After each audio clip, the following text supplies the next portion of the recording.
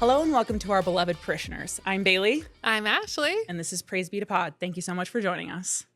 We have a very special guest today. I don't know where to look now because we're in such a different setup. We have a very special guest, which is why we have a different setup. And it is our good friend, Katherine Scipioni. Yay, that's me. Welcome. Or welcome, as we often refer to as Scip. Yeah, everyone calls me Scip anyway, so you can call me Scip too. From childhood. Like, it's not like you have to be my bestie too. Yeah, it's just like, Skip. it's for everyone. Yeah. Okay, this is kind of funny because I have a group of friends who actually don't believe that you're real. Because when I talk about you, they're like, oh, yeah, like Bailee's going to go hang out with Scip. Like, have fun. Like they're talking to somebody who's like... They don't know if it's a man or a yeah, woman. like hallucinating. Yeah. And I think what happened is there was a period of time where I was talking about my church friends, but I wasn't giving y'all names. Mm-hmm. And then when Sure. the friendships became more real, I all of a sudden dropped, oh, I'm going to go hang out with Ashley and Scip. And they were like, who are Ashley and Scip? And I was like, oh, really good friends of mine, actually. And They're so like, they've is all it a met Ashley. pseudonym? Yeah, they've all met Ashley now, but you are still kind of an illusion. So there are some people right now whose like minds are exploding seeing you in the flesh. I'm real. She's not a liar. You're real as hell. Yeah. No, With I'm a little bit of a black cat for hanging out. You Yeah. guys know this about me. So it took a year to get me on the pod. Yeah, but that's what makes But us I'm want real. you more. But I'm real. Yeah. Keep them wanting more. You trigger my abandonment wounds, so I just want more. I'm a disassociator, so I'm avoidant attachment. So this is like, we're perfect. I'm what was someone disorganized or whatever? Ooh, chaotic. Yeah, I double dip. That's why we need Ashley. Yeah. Anxious. What are you, Yeah. securely attached? Anxious. Probably. She's anxious, so we please. need that in the group. Yeah. Yeah. Don't you remember when I dated that guy who lived in Northfield? Yeah. Nightmare. Yeah. Okay. Anyway, Skip, as a longtime parishioner, we Maybe have the best number one parishioner. our number of the one pod. fan. Yeah. Yeah, I'm possibly. sure you know what's next. What's on your heart, you guys? Yes. Yes, Yeah. very Indeed. good. Thank you. So, Bailee, what's on your heart? I'll make you start. I'm so glad you asked. Mhm. So I had a little bit of a intervention this last week in therapy. Oh, As exciting. y'all remember from our Myth of a Christian Nation episodes, I got a little bit too deep with Ronald Reagan and my hatred of him. And apparently, I didn't realize this was happening. I now talk about Ronald Reagan quite a lot in therapy. I did not Sure. know that was happening because I apparently black out when I talk about Ronald Reagan. It's the But origin I of a lot. use like him as apparently I keep dropping like, oh, it's just like trickle down child abuse, like all these things that I'm like incorporating. Like, and this is all because of the election between Jimmy Carter Yeah. and Ronald Reagan. And this last week, my therapist finally put his foot down and he goes, Bailee, is Ronald Reagan in the room with us right now? And I was like, I hope not. No. And then he's like, let's just like leave Ronald Reagan like outside. Like he tried to therapize, like imagine that you are here and like he didn't want to say Ronald Reagan isn't real, but he was like, imagine that he's just waiting outside for you and you can hang out with him afterwards. But like, and I was just like, oh, this is the most humiliating Yeah, I was thing that gonna has say, ever that's, like, happened to me pretty in embarrassing. my entire life. I can't wait to tell the entire world. Yeah. So yeah, that's what's been on my heart is knowing that I have been apparently name dropping Ronald Reagan a little too much where my therapist has noticed and is now trying to therapize my obsession with Ronald Reagan out of me. Okay, to be fair, I feel like you're probably using that though as like a shortcut. Like you're using like Ronald Reagan as like a timestamp or like a villain origin Yeah. kind of a thing. Yes. Or maybe I'm wrong. Or are you talking about Ronald Reagan's life? I think, okay, no. all of the I'm not above. talking- All of the above. Okay. This is like a thing that I do in therapy. And to clarify, this isn't supposed to be talk therapy, but it's really hard is for me this to get ketamine out of therapy? Yeah, but it's also we do somatic therapy in between. Okay. But what happens is that sometimes when he like is asking me how I'm feeling about something, my brain as an avoidant tactic will go into thinking mode. And so I will tend to be like, I'll create an allegory because I'm Yeah. trying to be understood by my yeah. therapist. But the thing is that like when you're in therapy, you're not trying to understand your feelings, you're trying to feel them. Totally. And so like I will immediately be like, oh, my therapist just asked me a question. I have to come up with the best metaphor for how I'm feeling. And who better to frame my religious trauma than the OG instigator himself? So I think that I think it's not so much that he's like, she talks about Ronald Reagan too much. It's that she has now used him as a scapegoat to talk about so her what feelings. I'm hearing is you just need to find a new metaphor. No, I think I need to stop finding metaphors at all and just let myself feel in the flesh the reality Okay, of that's the therapy pain. I need to hear also. Yeah. I don't think I need a new Ronald Reagan, but I'll definitely find one. I'll probably like start with Billy Graham next We week. all but need a new Ronald Reagan, like Yeah. I a think we non-existent have Ronald a Reagan. new Ronald Reagan, Oh, God. unfortunately. For now. Anyway, Ashley, what is on your heart? I feel a little off today because I got stuck in Boston. I got stuck in Chicago Oh, okay. Oh, thank God. this weekend. Much better. I went to Chicago to see my good friends Jess and Taylor, Mhm. and Taylor lives in Chicago, and she gifted, praise be to Pod, this Mason Bible. Jess did? Ooh. No, Taylor. Oh, She lives Taylor. in Chicago. Amazing. So thank you, Taylor. Thank you, Taylor. And the memory of Taylor's dad, because it was at his house when she cleaned it out. Wow. That's actually- huge. That's Yes. actually really Bible. tender. I really appreciate that. She didn't want it in her house. And she's like, I just could not donate it. I knew it had to go to the pod. Yeah. Yeah. Was her dad a Mason? You know, I think her dad had a lot of hobbies. That's what a Mason would say. Love Yes. it. So Had a lot of accurate. hobbies. Heard, Uh-huh. understood. Yes. And while I was in Chicago, I was on a girls' trip and I slept so much. So it was Good. just 3 sleepy girls. One was pregnant, and then the other 2 have autoimmune diseases, and me included. Awesome. So we just slept a lot. It was great. And one morning I woke up to my friend Jess leaving the room, the hotel room. And I was like, I need to be up. I need to be up. And I was like, I had a dream that my physical therapist diagnosed me with Boston Haggis. What is What's that? Boston It's Haggis? not real. Okay. But you remember specifically Is the it gibberish haggis a word. food? Specifically. Yes. Haggis is like an Irish food. Yeah. Okay. And then the city, Boston. I don't know. It's very vivid. That's incredibly vivid Yeah. to actually remember the gibberish word. Yes. Yeah. I just really need a diagnosis. Okay. So Like, I will do found one. anything. I found one in my subconscious. You needed, I think you Yeah. maybe wanted to name what was happening, and Mhm. so you came up with a name yourself. Yeah. So I'm going to talk to my physical therapist about that this week. Yeah. Mhm. Do you think it would literally, okay, this is going to sound crazy. I'm going to therapize you. Do you think it would be helpful to just call it that? Maybe. Like, in a sense of validating your I'm Yeah. having a Boston Haggis flare up Yes. today. My Yes. scalp is terrible. Yes. My body is swollen. And my episode with Jubilee just came out, Mhm. Yeah. and it's getting a lot of attention, and it's making me very nervous. You did But so I'm well. also I'm so proud of you. swollen in it. It's like hard to watch. Oh, Ashley, I Oh. literally think you look and did amazing. And even if you Facts. didn't do amazing, I'd be like, fuck, that bitch looks good. So heart is racing every time I open my phone. I understand. No, and if she's people just haven't popular. listened to it yet, by the time this comes out, they should listen to it because it's really amazing. It's really good. I really just said it all, and I was prepared to do that, and that's what I did. But seeing it again and then seeing it in clips feels very different and very It feels scary. really vulnerable. Yeah. Like So- you're naked in public. Yes. I don't For know if sure. you're trying to avoid the comments. I have been monitoring them like a hawk because you're my I knew girl, you and I'm would. going I to knew and you I'm would. going to deal with anything like report, delete. I was gonna. I haven't seen any. I haven't either. There Negative literally ones, hasn't been, yeah. but I've literally seen all of the people who resonate with your story yeah.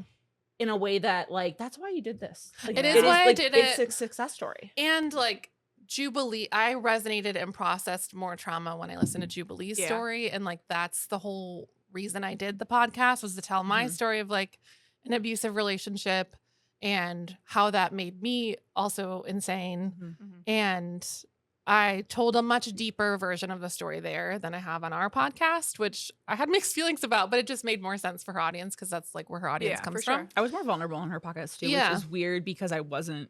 I felt like I had more privacy there, even though I had less. Yeah. I don't know. Maybe because it's just at my house. Maybe It's not like in a studio. I That's don't know. true. yeah. Home turf. So if you haven't listened yet, go to Heel Dish. It's called Ashley's Story. And then Bailey's is coming out soon too. So proud of my Exciting. friends. And I don't plan on being vulnerable at all here. Yeah. Okay, it's we'll gonna see. be Perfect. it's gonna be like really buttoned up to the top. You Like, should lie and perform. I will. and I will. project. I will. Skip, what's on your heart? Okay, so as a chronically online person, Mhm. I feel like I'm in a little bit of a self-fulfilling prophecy right now with rage bait videos. This is Mm. both on TikTok and on Instagram. The algorithm keeps feeding them to me. So like a rage bait video, like for example, a recipe video or a cooking video that so obviously is not a real recipe. Yes. Right. And you like go halfway down the line and you're like, this is garbage and made to just like get clicks and views and Mhm. people in the comments to be like, that's crazy or that's disgusting. I can't believe you, whatever. So like you can sniff it out right away, right? If it's a rage bait video. Mhm. For some reason, I guess I enjoy it and I like to go to the comments to be like, how many stupid people are falling for this? But then what I'm doing is like, reinforcing the yes, engagement. right. But then I'm getting mad, not necessarily at the video itself, but I'm like, there's so many idiots out here, right?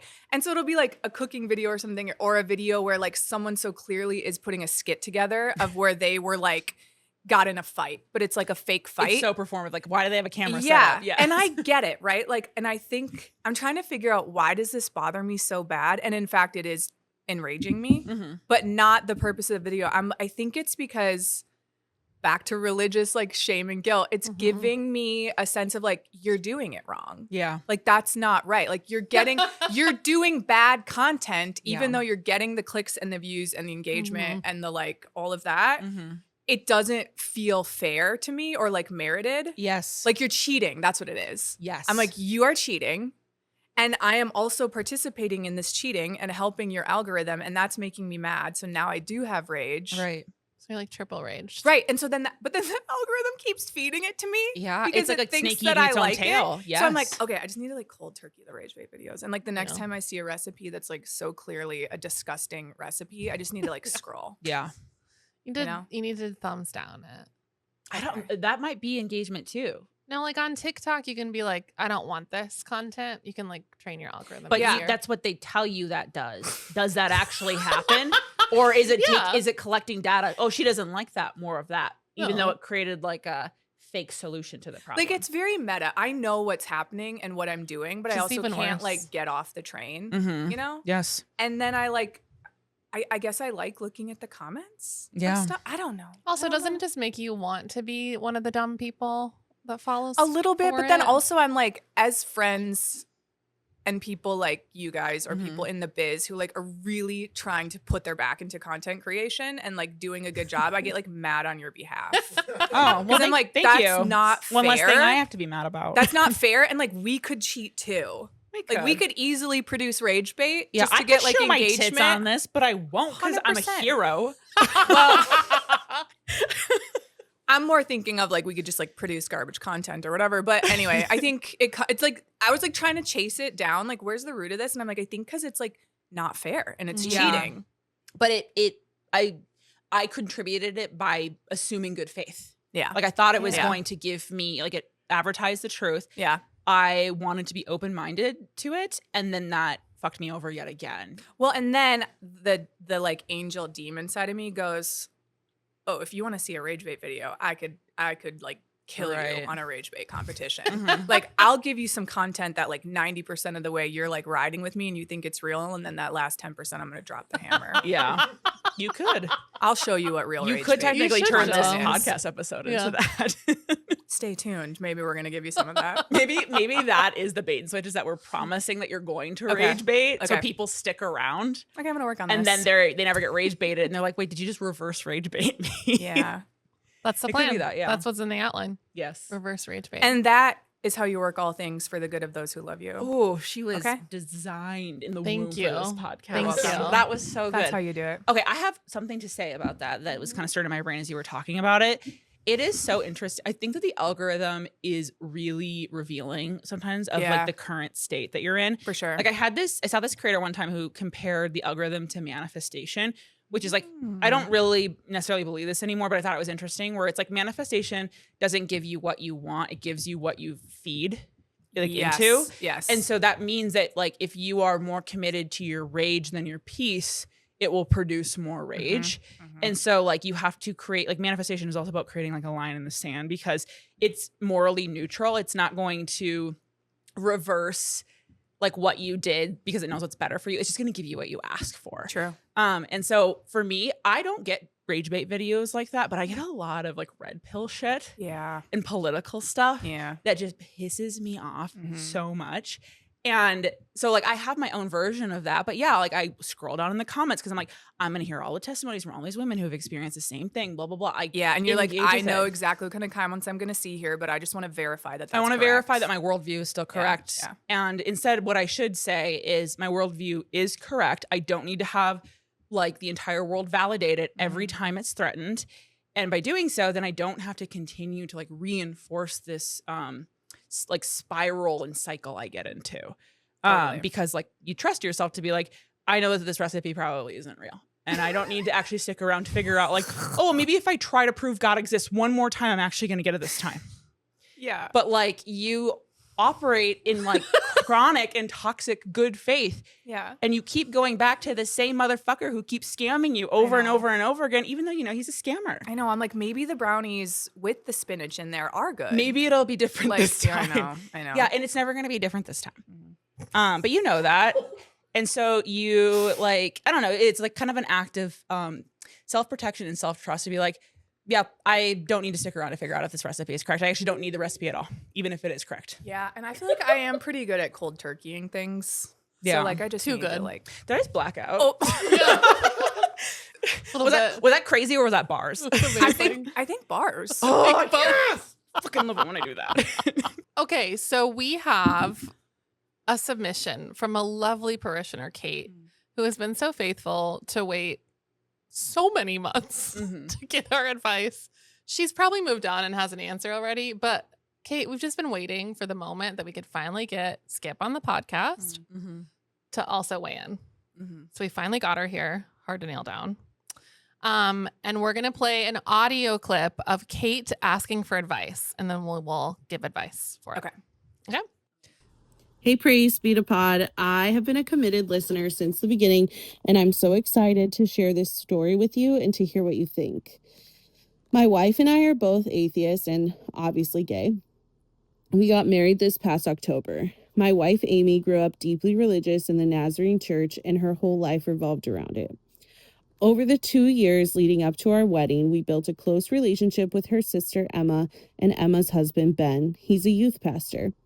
Even though they're deeply involved in the church, we always felt safe and supported as a gay couple. Ben would often have political conversations with us, critiquing how people weaponize the Bible to promote hate. We thought we were in alignment. When their baby came a month early last May, we dropped everything to help, changing diapers, feeding, the whole intimate new parent experience. Fast forward a month before our wedding, Ben texts us. He doesn't call, he texts. To let us know that he's been, quote, convicted by God not to walk in our processional because, quote, marriage is sacred between a man and a woman. We asked to get on the phone to clarify, and I told him his behavior felt predatory. He acted like we were safe while accepting our help, but refused to stand with us on our wedding day. We uninvited him. Emma could still come, and ultimately she chose to, but Ben's stipulation was that their 5-month-old daughter couldn't walk down the aisle because it would symbolize her supporting gay marriage. He already had bought her a dress as a wedding guest, but she just couldn't be in the processional. The relationship has been ruptured ever since. Ben feels wronged by us because we uninvited him and called his behavior predatory. We've offered to talk multiple times. He refuses. There have been some transgressions since then, but I want to get into the question. Emma says that she disagrees with Ben, but won't speak badly about her spouse or engage in healing with us until he's ready. She's prioritizing protecting her husband, a youth pastor, over her relationship with her own sister. Is this normal behavior in religious marriages? What's your take on this level of allegiance to the sanctity of marriage, even when she claims to disagree with his homophobic stance? Second question, Emma used an unrelated incident that happened recently to deflect from Ben's behavior and reframe herself as the victim while claiming that this, quote, never had anything to do with homophobia, unquote. How do you navigate situations where Christians weaponize unrelated conflicts or really anything to avoid accountability for discrimination? Thank you for listening. I'm really excited to hear you digest this and talk about it. Thanks again for accepting my question. I have thoughts, if you can believe it. Don't we all? Do you want to start with yours? Thank you, Kate. So there's two questions I hear from that. One is this normal behavior in religious marriages, to which we would all uniformly agree? Yes. Sadly, yes. This is how the system was designed to work, but normal is not a synonym with right, to clarify. Yeah. But I do think if the wife, I don't remember what, is Emma the wife? Is Emma her wife? Emma's the wife of Emma's the the weird sister. guy. Okay. Yeah. If Emma and Ben are in like a traditional Christian marriage Emma's taught she can't disagree publicly with Ben, Yeah. but she can disagree with him at home. Mhm. Yeah. And I'm assuming that's what's happening. Yeah. Okay. So here are a few thoughts I have too. I do think it's very interesting that they had no problem accepting your labor and the Mhm. labor of Say your that, yeah. wife when it came to raising your kids, where in my mind, like, obviously I don't agree with this either. If they were genuinely just against gay marriage, wouldn't they have like not wanted you to be like influencing their children? Yeah. Which like that is also And obviously making them gay. and making them Right. gay. Yeah, Yeah. like by neither because they're probably gay because y'all Yeah. were holding them. Yes. So, but to me, I'm like, and that's icky too. But it's like I think that it was convenient that the moment that It was labor had to public. be returned Yeah. and he had to like stand before God and say like, this is my family member. All of a sudden, his moral convictions came in, but he didn't have to, I feel Enforce them like then. he doesn't actually have these convictions. He's more embarrassed by the persona in public. Because Yeah. once it became public and there was going to be photos on Facebook, You'd have to and answer to them. the youth pastor was all of a sudden going to be like relatable and helpful to any queer kid in his youth group. Mhm. Now he has a problem. Yeah. He has to like make that stance, and that's a hard spot to be in when your job is your religion, which I understand 100%. I'm assuming that's where it came from. That Mhm. it's like, I can't have this publicly because of my job. Mhm. Right. And I don't know if that's helpful or not. I know. But just like from all of our backgrounds, I feel like, yes, reading the tea leaves, that's my assumption as well, that Mhm. someone got in his ear about Yes. it, Mhm. right? Like when you're in relationship with people and it's like, very here, and then all of a sudden there might be something public, or like what are the optics Mhm. going to be of you, Mhm. attending a gay wedding, or it's like they have all these like rules, right? Where it's like attending a gay wedding is okay, but if you're in the Sometimes. that's as far as it can go. You can Yes. attend and sit in the seat, and that's it, right? Mhm. I have But seen if like the line be you- drawn at like, they'll Yeah. go, but they won't like. It's kind of like, we'll have queer people in our congregation, but they can't have places of leadership. 100%. They can't be on the stage. They can't be a member or whatever. Yeah. But I think the whole thing with like the processional of like not allowing the kid to walk down the aisle or standing with Mhm. your person or whatever, then that moves, in their view, it Mhm. moves from relationship to like full-throated support, Yeah. right? And of like Deep-throated gay support. marriage as a whole, Yeah. or Yes. whatever. And gays and gay sex 100%. and gays making children gay. 100%. Mhm. Yeah. Yes. And so, like- them making us gay. Yes. Like, And then maybe- everyone's gay, and who's gonna bear children? Yes. Like, how will that work? exactly. Yeah. Oh. But I feel like knowing that it probably has to do with like the outside forces Mhm. instead of, and it maybe then that made him, he kind of just like put it out of his mind for a while. Mhm. And then when it came to that and what that's going to look like, either someone got in his ear about it at his church because they caught wind of the fact that the youth pastor was going to be attending a same-sex wedding, Mhm. or he himself realized that the optics of that would be bad, and so reached out to, you guys or whatever, and then said, here's what we're willing to do, Mhm. and here's what we're not willing to do. And then that's 100% fair for then them to bear the consequence of that decision. Yes. Yeah. Like my queen Orna from couples therapy, like she constantly is telling people, you can do what you want to do, but then you have to bear the consequence. Yeah. She's always like, bear that consequence. Mhm. Yeah. Bear that consequence. Mhm. And to which I would say to Ben and Emma as well, okay, you're going to have that conversation with us. We're Yeah. going to make our choice knowing where you stand. Now bear that consequence. Yes. Yeah. I will Agreed. also say this too. Like, I don't want to actually give Ben and Emma too much credit. I know that they're your family members, but I don't want to paint them to be like these like conflicted, inner tormented people, because they benefit from that good faith assumption. Yeah. I think they're a little slimy, and I don't think that this is like catching them off guard. I kind of wonder if this was planned all along. And here's what I mean by that. I remember 2008, Obama's president. Ronald Reagan. Ronald Reagan was in the grave. No, but when Obama was president, I felt like there was this cultural shift where it became more cool to be liberal. Mm-hmm. And there was social capital to be gained from being liberal. Yeah. But there was still systemic and structural capital to still benefit from like structural harm and the far right. So a lot of people, I think, try to find a way to double dip. Mm-hmm. So they try to get the benefits of like having like daddy patriarchy give them their allowance every week. But then they also got to hang out with their queer friends on the weekend and then got to like, you know, stand on a pride float. And they could like double dip in both worlds because at the end of the day, Republicans and the right like to think that they were the ones who were being oppressed during that time. No, they still had all of the capital. They just got made fun of. They were rich and cringe. For sure. But Similar like, to today. literally.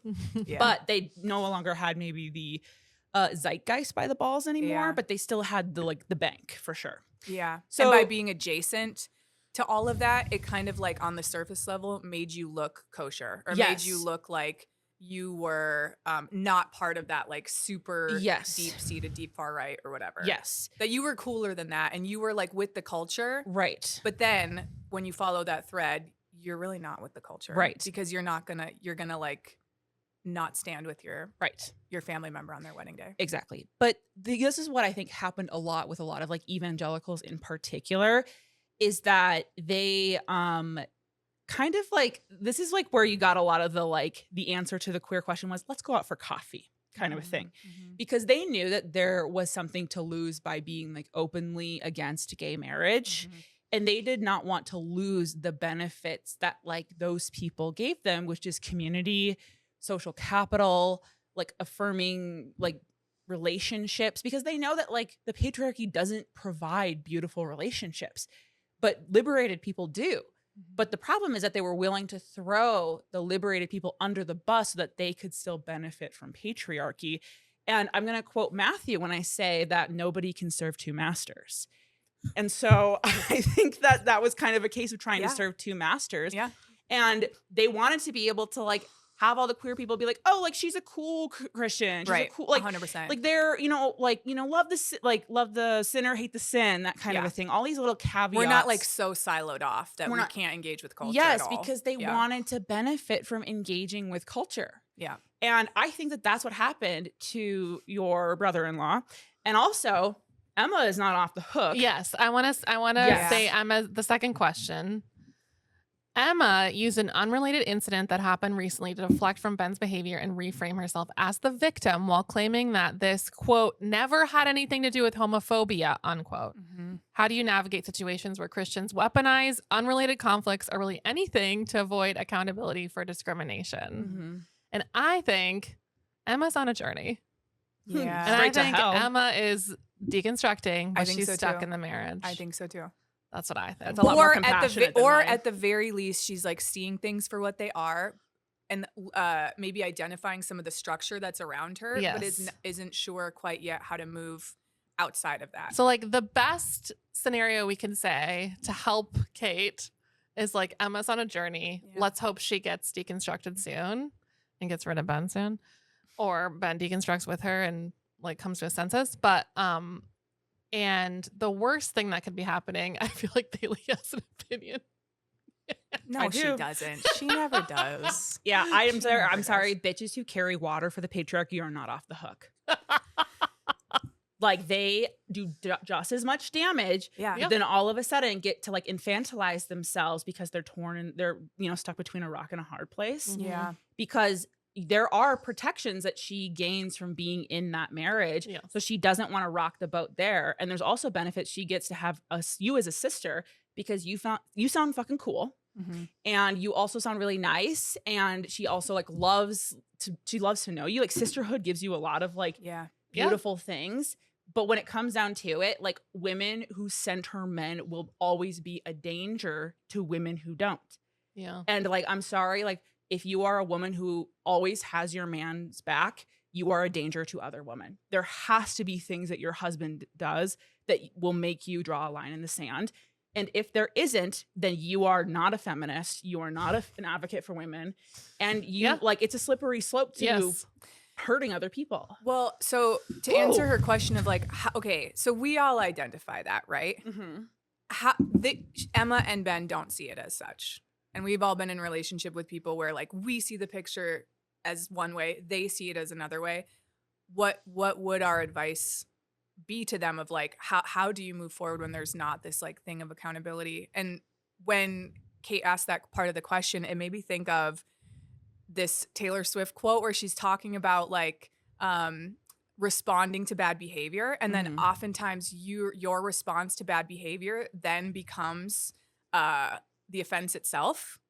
And so then now and that sounds like what's happening in this situation. So it's like they're taking your response to their bad behavior of you saying that it's homophobic, it's not full-throated support, we don't want your half-assedness, right? We want your full relationship, or we don't want it at all, which is very fair. And now that has now become the offense. Now we're offended by your response to our offensive behavior. You know what I mean? Yeah. Well, and I've been in that situation like a bajillion times. Yeah. And it's so frustrating because you're like, okay, obviously we're not seeing things the same here. It's not the same. How can I get you to see my side and you're trying to get me to see your side? And we're just like, we're missing. We're missing. Yeah. Like, what do you do? And I think it's hard because coming out as queer and getting married and all those things like are amazing, but they don't come easily. Yeah. I think they're so closely tied to identity that your sister saying like, I agree with this part, not this part, like taking you apart does not allow for a safe environment to have a good relationship. Yeah. 100%. That will never happen. Yep. So like there will be distance until either she comes to the light or forever. Yeah. So I think it's really a bummer, but I know that a lot of people are in this place in life and come out and their family isn't supportive, and it's terrible. Yeah. And like, what's there to gain? Like, And I why? will say, like, I think everyone's different too. Like, and everyone's relationship with their family member or their friends or whatever is so different. And I think about the situations in my life where, like, when I was first engaging with my queerness and being public about it, like, my sister having my back was the greatest thing that, like, ever happened to me. Ever. Yeah. In private, much less before it was ever public. And I think, like, having relationships where people just didn't understand where you were coming from, it's so sensitive because you want to still be there and care for them. And like, she wants to be there for her sister and like be an aunt, right? Or like be involved in their life. But when it's not reciprocated 100% or it's reciprocated with caveats, that feels so bad. And so I think for some people, cold turkey, cutting it off, just waiting for them to come around is the move. And then for some people, probably like me, cold turkey didn't feel good to me. Yeah. Like, I didn't like cutting people off, or like, I think because I was still very much in that space of like, I can make them understand. Yeah. And I'm going to like work myself into knots trying to make them understand. And then, you know, you'll know if you're all of a sudden a fucking pretzel at the end of the day, you're like, yeah, okay, I think maybe I can like walk this one back a little bit or take a break or whatever. But I think that's something individuals know too. Like when you're in relationship with someone, you're like, okay, is this worth like trying to keep moving forward, knowing that I'm going to be on the, what's the word? Like knowing that I'm going to be a little bit of a casualty. Yeah. And can I tough that out? Or should I tough that out? Right. Yeah. But if the answer is no, that's okay. Yeah. You don't have to tough it out. Yeah. You know? I also think too, there's going to come a point where Emma can no longer ride on the coattails of your courage.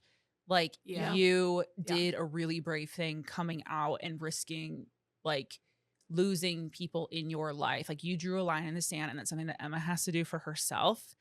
And I don't know if she's ready to do it yet, but in some aspects, she's enjoying some of the benefits that come with being honest, which is liberation.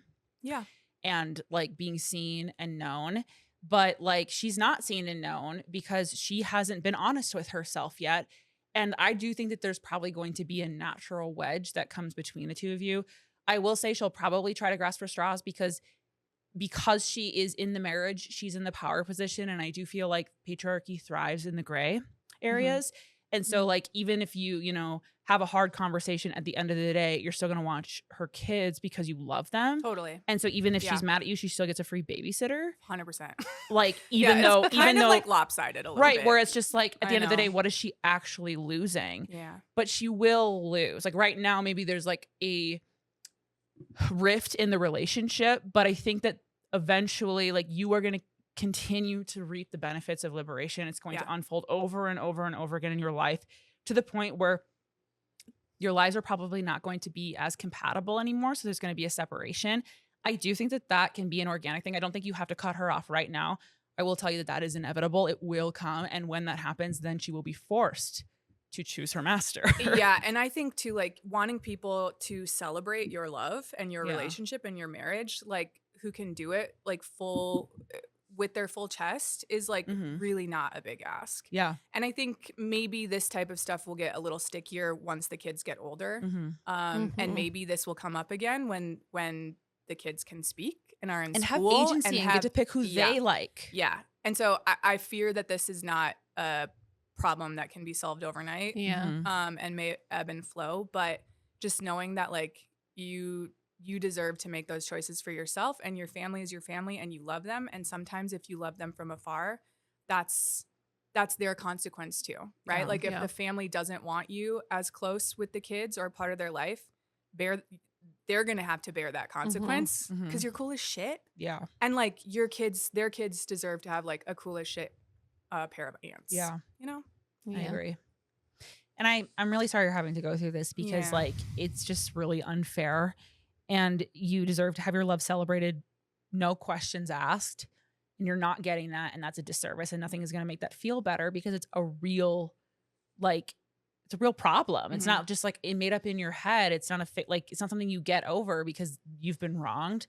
And I'm really sorry that happens. And I hope things do get better. Yeah. And I pray that they will. I really do. And but it's I think 100% a result of growing up religious. Absolutely. Like, yes. 100%. Yes. 100%. You deserve better. Yeah. Your love is like worthy of being celebrated. We celebrate your love. Yeah. Congrats. Yeah. Yes. Congrats. Congrats. We can be your sister celebrating your love if you need that. And your youth pastor. I'll be your youth pastor. Okay, so I feel like it's pretty unrealistic to expect people who have like family members or just close people in their life to completely cut them off every time there's a value disagreement, or like even if it's like really large. So do you have like any examples of how you have navigated to still stay in contact and in relationship with people, like, while also maintaining boundaries? Because it's obviously not black and white. It's not just we cut them off entirely or we, affirm everything. Like, how do you draw that line in the sand? I feel like it's so chunky. Like, I guess the closest thing I can think of is like, so things really blew up for everyone in the 2016 first Trump presidency. Yeah. Right. Where we kind of just like saw where people fell on sides of things. And I think at first, like with family members I have or extended relatives that like, I was grown up and taught like your family is your family. Yeah. Right. And at the end of the day, like your family is there. And like, even if you disagree, even if you whatever, blah, blah, blah, like blood is blood. Right. And I think that's a beautiful sentiment. I think that's a lovely sentiment. And at the same time, I was feeling, when you're kind of like feeling emboldened, enlightened, you feel rooted in what you believe and who you are. I was like, you know what? No, I feel like energy to engage some of this stuff. Right. So whether it was a family member or someone from my church, history or whatever, I would engage. Like if I felt up for it, I would get on the old Facebook and like go to town and make a comment, a lovely comment, because I'm a good communicator and a nice person and I'm not a dick, So it would be a thoughtful comment, right? Yeah. But just like, okay, what do you think about this? Or, ooh, I disagree with that and I think this is maybe a better alternative, whatever. And then that would start like a debate or a thread. And it's so hard because I did feel both sides trying really hard to like be nice. Yeah. But also felt their convictions. Yeah. Right? And like, I think some of that is like noble and worth doing and helpful and all of that. And at the same time, sometimes when you are trying to like be the change you wish to see in the world and you feel like, hey, I need to be a voice here, maybe a minority voice, right? Where there's like these echo chambers. I'm like, I'm going to offer a minority voice. They don't want it. Sometimes they don't want it, right? And then it goes to a point where it's like, ooh, like this happened even to like with the Bible college that I went to. I ended up serving on the alumni board for a little while.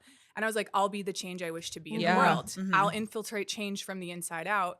And then there comes a point like I'm talking about with these like Facebook debates or discussions or social media where it's like, I actually think this is hurting me more than I'm helping them. Yes. And that sucks. Yeah. And also is like, okay, then I think it's time for me to like tap out on this one, right? And we don't need to necessarily engage so closely or articulately. I'm like, I think in those situations, I'm fine to kind of just like live my life and let you be a witness to my life. Yeah. And you can see what I'm doing. I'm not going to block you. I'm not going to whatever. And also like, is this fruitful to like really get into it? Right. You know? But it's also so hard because it's like there's people you care about so much and there's people that you like once respected and hope to respect again. But in this weird, messy middle in between zone where it's like, this doesn't feel good. I still to this day, I find it challenging to know what to do. That's why I feel like the second part of her question is so meaty to me because I feel like I have some advice and I'm still like, no, what's your guys' advice? Yeah. Like, what's your advice for me? Right. I'm in similar situations. I know. You know? I feel this tension too, where I feel like the responsibility to be the bigger person always falls on like us. Yes. And so we are always trying to figure out a way to reframe or remessage like something very like where you want to shake them. You want to shake the truth into them, but you have to find a way to like baby bird them the like content. And I feel like sometimes I get skeptical where I'm like, I feel like you benefit from me having to do all these mental gymnastics to figure out a way. Like, am I infantilizing you by like assuming you will not get it unless I like workshop it over and over again? Unless I get the messaging just right. Just right. And I rely on my evangelical roots of evangelism Literally to craft a message that cannot be refuted. Yeah. You know? And then it's like, ooh, that feels crafty in a bad way. It does. And it feels very much so like when there is a social justice thing happening and there's protests and people are like, I'm fine with protests. I just don't want it to like get in the way of my like route to work. Where they have all these qualifiers for what good protest is. And at the end of the day, they just keep repealing like they keep like changing the goalpost and the rules because what they really want is to be able to ignore them. But they know that they're not going to be able to get them to shut up. So they're just trying to find a way that they can get them to not interrupt their life. Yeah. And so they keep kind of doing a dangling carrot where it's like, okay, if you say this nicely, then maybe I'll be more receptive. Yeah. When sometimes I wonder, is that the truth or is it that you want me to say it nicely so that you don't have to listen to it at all? Whereas like I'm kind of at a point where I'm like, when I am truly committed to the truth, it can be screaming at me and I'll believe it. It can like hit me over the head with a 2x4. I like that about you. It does not need to be palatable. Yeah. And when you qualify that you cannot entertain something unless it's palatable, kind of sounds like you're just buying time and kind of like moving the goalpost so the person doesn't engage with you anymore and just kind of shuts up. Like you're making them jump through all these hoops to finally get to you when the reality is that you just don't want them to get to you at all. And so at some point, I think that we need to stop entertaining all these concessions and like reframes that we need to be doing to reach people and just decide like, okay, you either want to understand this or you don't. And I'm not, and you can figure it out. You're an adult. And I do think a lot of what my current policy, I think for some of this stuff moving forward has been is like playing the long game. Yeah. And as someone who is very instant gratification, very like, let me microwave my snack. And if it's not done in 29 seconds, I'm pissed off, you know, like that is hard. Yeah. But also like whenever there's like movies or books or like TV shows or like even that documentary that we watched recently about the Mormon cult and that woman who like moved into the Mormon like neighborhood for like 5 years or whatever.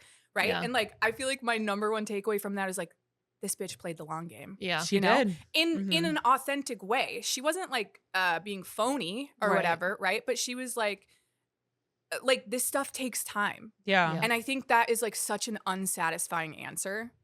Yeah. But the more the older I get, the more I'm like, not to get like preachy or hyper spiritual or whatever, like let the fruit be the fruit. Yeah. Let the witness be the witness. Like you can bear witness to like my life and my existence and the way that I choose to be Christian in the world. And that's different than the way you choose to be Christian in the world.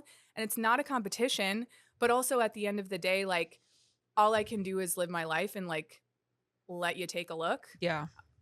Yeah. I don't know. One thing too, I will say about that Mormon documentary too, is that yes, she played the long game and yes, she was kind of palatable so that she could get in and build relationships. But when the opportunity arose where she could call the FBI, she didn't hesitate. Yeah. She didn't let the relationship she built with these people all of a sudden become her Achilles heel. Yeah. Where all of a sudden she was like, oh, I don't know if I actually want to disband these people. Like I learned how like they have all these complicated lives and things are so like interesting. Like she knew all this. That like motivated her more. Yeah, she probably even maybe, what was his name? The like main guy, Sam. She probably even saw some of the human in him. Yeah, but that never she didn't let her guard down. Like she never let them infiltrate her heart so much that she was not willing to pull the trigger when it was time. Yeah. So like I would say that like I wouldn't be lulled into a false sense of understanding where you can no longer like lay down the law when it's time. Like be willing to call the FBI when it's time. But it's also if you don't have access, if you don't have an opportunity for that call, it's okay to humanize the in between. What about you, Ash? Like, have you ever had like a call the FBI moment, or like what do you decide to do with relationships that no longer they no longer approve of what you're doing? Or like, I mean, I feel like there were a couple of friends of mine who were the voice of dissent when I got divorced. Yeah. They wanted me to stay married. They wanted me to keep trying. I was like, there's literally no option. Like, what are you saying? And those people phased out of my life. They did. I didn't have to have a big thing. I just kind of like, I'm so persistent and consistent with my friendships that like, it seems to me that when I stop reaching out, the friendship ends. Yeah. In a lot of my Which life. stinks. That's a bummer. So I've even had some friends where it was like, oh, I took a moment and thought about how much anxiety I have over everything you're going through in your life and how stressed out it makes me that your life's so hard and how I want to fix it. I want to support it. And I reach out all the time. And I was like, well, I just won't be the next one to reach out. Yeah. Never talk to him again. Peters out. Yeah. So when things like take a big toll on me, I have to like sit back and think like, is this adding anything to my life? And I also don't understand. It's a very Minnesota thing to be, and like Italian thing to be very obsessed with your family just because they're your family. And I lived away from my family for like 18 years. So I don't quite have the dedication to entertaining my family.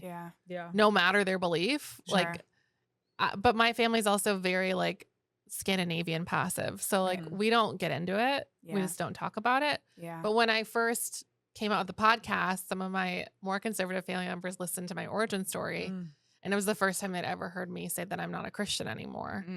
And, you know, and they said, I think when Uncle reached out to me and he was like, well, let's sit down and have a deep conversation someday. Like, you are loved. Yeah. And I was like, I know I'm loved by a lot of people who have supported me for a long time. Yeah. But like, he never reached out to have the conversation. Right. So I was like, I'm not going to, like, it's not a conversation. Like, I'm not I going to care chase about that having. up. Yeah. No thanks. Right. I'm like, Yeah. he's a great uncle and he's always, and if I For needed sure. anything, he would be there for me. Yep. Yeah. And that's like, that's fine with me. Like, we don't need to talk about it more than that. Right.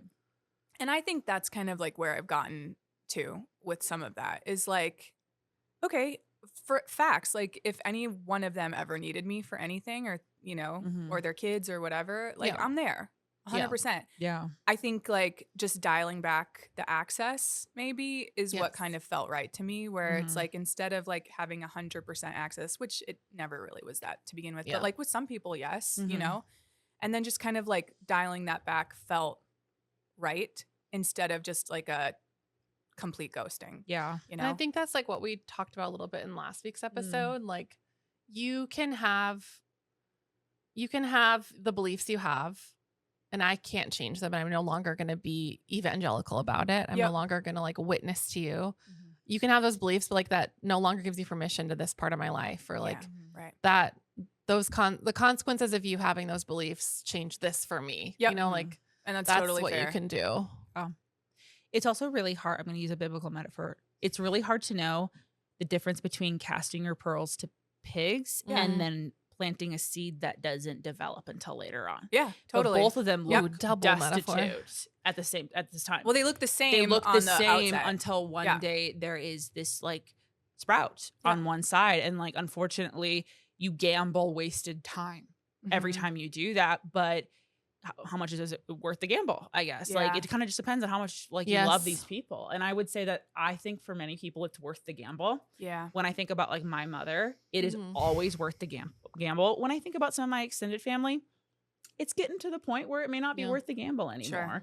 But she's also done so many things in my life that like I'm willing to take a chance on her Mm-hmm. in ways that maybe I don't feel obligated to for other people from my evangelical backgrounds. Yeah. Because it is true, you risk that every time. Like, you don't know if what you are investing will reap fruit later on, or if it's just gonna be wasted. For sure. Yeah, unfortunately, they look the same for a really long time. For a really long time. And I remember my mom even saying stuff like that to me, like throughout my whole life, not just about like recent stuff, Mhm. but like, you know, the whole like some people are seasonal, some things are seasonal. Like, you Mhm. know, sometimes, and she's right. Like, the longer you live, the more you're like, oh, sometimes people circle back in or come back around, or It's you true. moved back to Minnesota and Mhm. re-engaged with people that you weren't on a day-to-day relationship with, Yeah. or whatever, you know? Mhm. Like, so I think what feels good to me is like leaving that door open, Mhm. Mhm. knowing again that it's not like a full ghosting or a full whatever, but just kind of like, okay, I don't need to be so concerned with that, and I don't need to be so anxious over the fact that Mhm. like, as an English major and a good communicator, I'm like, no, I can explain it. Yeah, I'll be I the work one a little that's able harder. to explain it in a way for them that Yeah. they've never heard before, or that they're gonna really get it, or Mhm. not even like a theologically. I'm like, I just want to be understood. Can't you just understand me? And maybe Yes. I'm explaining it wrong. Maybe Yeah. I'm giving you bad information, but Right. like, there comes a point where I'm like, yeah, okay, I don't need to like worry about that so much, and Yeah. like leave the door open, and like what happens, and we'll Right. see. It's But true. again, as an instant gratification person, that's really hard for me to do. Right. I'm like, I wish we could solve this tomorrow. Let's just like skip to the end. Yeah. Um, I also think too, like you, I think, and I do the same thing. I think sometimes we like try to figure out how to PR package ourselves Yep. to our family. But Yep. when they're trying to explain themselves, we allow so much grace for Accurate. all of the like Yes. sloppy ways that they communicate, because at the end of the day, we are listening to understand, Correct. not respond. Correct. And so people can make a lot of mistakes in communication with me when I want to understand them. And I will like put labor into being like, they didn't explain that well, but what do I think they meant by that? I'm not actually like, whereas there are some people where if you're explaining themselves, they're like, how can I find a way to intentionally misunderstand this so I can drive that person crazy? I'm going to find the weakest point of this. Yeah. Like Yeah. those are two opposite approaches. Very different energies. And so like, yes. And I think that I personally am very mistrusting of a lot of people. So I operate under the assumption that they will do whatever it takes to find a weak point in my argument. But that's not love, because love seeks to understand. And I am inherently deserving of love and understanding, despite how good of a communicator I am. True. Like, I long to understand people who are not good communicators, and I deserve that too. And so at the end of the day, yes, try to communicate your best. And also, there's only so much communication modification you can do for someone who wants to misunderstand you. I just don't have that much empathy for people who are bad communicators, because like, why is it so hard? Like, I don't get it. I mean, fair. It's like so natural to me. And then I take it the other way too. And if I can't get people to understand, it's like my own ego where I'm like, no, I'm like really good at this. You're like, wait. Right. Like, I'm going to get you to understand. me. yeah. Like, I can do it. Yeah, you're going to Is this a understand me whether learning or not you style want to. problem? Like, do I need Yeah. to write it down? Right. Are you a Yeah. visual learner? Yeah, it's like getting a bad boy to Do I fall need in to love create a with you, test? where it's like, literally, it's like, I know that I am against all Yes. odds. Yes. And this person is not They still picked me. predispositioned to For pick sure. anyone. Yes. But I'm so fucking special. Correct. that I got through and I reached the heart. Like, yeah. I'm going to win you over. Yeah, versus Watch like- me do it. yeah. Whereas Yeah. like the love of my life is actually already looking for me. Like, I don't have to convince them of anything. Like, they're also trying to look past my flaws, because they're like, I really want to be with this person, so I'm gonna try to forget she just said that. Versus, I don't want to be with this person, so I'm Yeah. gonna figure out how to like misconstrue what she just said so I have an out. Yeah. And then I feel like then it flips for me. Then when I'm like, if I can't win you over or woo you or whatever the case may be is, then I instantly flip to like, you're insane. Yeah, your picker's broken. Your picker's like, broken. You're insane. You have bad I'm like taste. 11 out of 10. Yeah. Are you nuts? Yeah. Like, you can't help crazy. Okay. Yeah. And then we move on. Yeah. You know? Also, at the end of the day, there are just going to be some people who prefer cheap perfume and some people who prefer Dolce & Gabbana perfume. Wow. Well, And not Dolce- that one. They're racist and homophobic. Oh, Baccarat. I don't know the other ones. What are the other ones?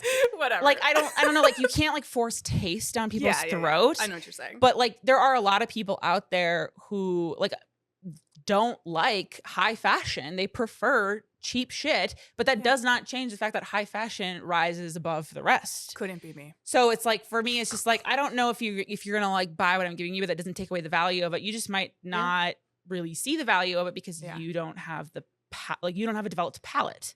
That's a good one. Like, it's not like you want chicken fingers and I'm filet mignon. And I'm taking all of these analogies and I'm going to put them in my like beautiful designer handbag. I'm gonna forget them. Okay. I've already forgotten it. This is why we're friends. But you know how like it is, like it's where like you could feed a child who's underdeveloped the finest steak in the world, but they're always going to choose chicken fingers. But that's not a reflection of the steak. An adult who wants to like develop their palate and indulge in like savory, like decadent food is going to prefer filet mignon, and the filet mignon is not going to be offended if the kid doesn't want it. Like, I don't. At the end of the day, it's just like, if you don't want to understand me, then get the fuck out of my way. And that's the tea. Yeah. And that is and that's us to our showbiz, outro. baby. Yeah, girl. Blessed are the listeners, for they shall be a little bit more understood by their resident family youth pastor.